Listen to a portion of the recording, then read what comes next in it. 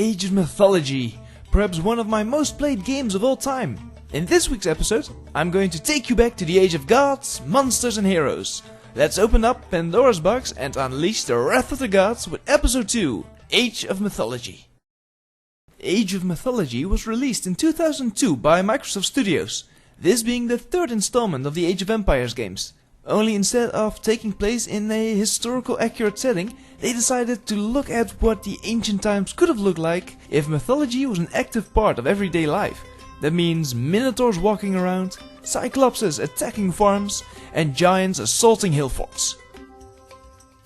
Age of Mythology, or AOM, is at its core a strategy game, just like the Age of Empire games that came before it. You start off with a town center and a few villagers, and it's up to you to build your civilization and defeat any rival on the map. When you start a game, you have to send out your villagers to gather materials for you. You've got food, wood, gold, and favor. Whereas soldiers and buildings will usually cost wood, food and gold, mythical units and heroes usually cost favor. Another gameplay mechanic is the progression through the ages.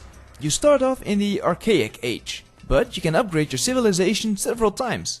First you can progress to the Classical Age, then the Heroic Age, and finally the Mythic Age. Each time you progress, you get the option to worship an additional god or goddess, which in turn grants you new upgrades, mythical creatures as well as god powers. These god powers can range from a destructive meteor rain to a plenty, which slowly generates resources for you. When the game was released, you could play through a lengthy 32 mission campaign called the Fall of the Trident, where you followed the hero Arkantos with his companions through Atlantis, Greece, Egypt, the North, and even the Underworld, trying to stop an evil from walking the earth. These campaigns are fully voiced as well as given cutscenes to tell the story. Graphic-wise, the game was far ahead of anything I'd ever seen before, like waves washing up on the shores, or when villagers cut over a tree you would actually see it fall over, and units could be picked up and thrown, causing the environment to react to it. Not only that, but the camera could be turned 360 degrees, and you could zoom in and out. Although it might not sound like much nowadays, back then it felt revolutionary. But here's where my true love for the game lies, the editor. Like the Age of Empire games before it, AOM also came with an editor mode, where you could make your own maps. However, they decided to fully implement all the tools used to create campaigns as well. So now, suddenly you had control over cameras, high definition models, the options to add voice acting, and so much more. I don't even know how many hours I spent in the editor, figuring out how every little trigger worked and behaved.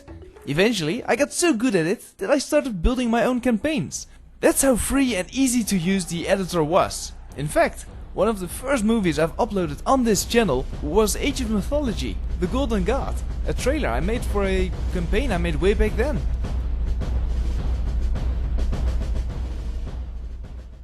Perhaps one of the most overlooked features in this game was the in-game Encyclopedia.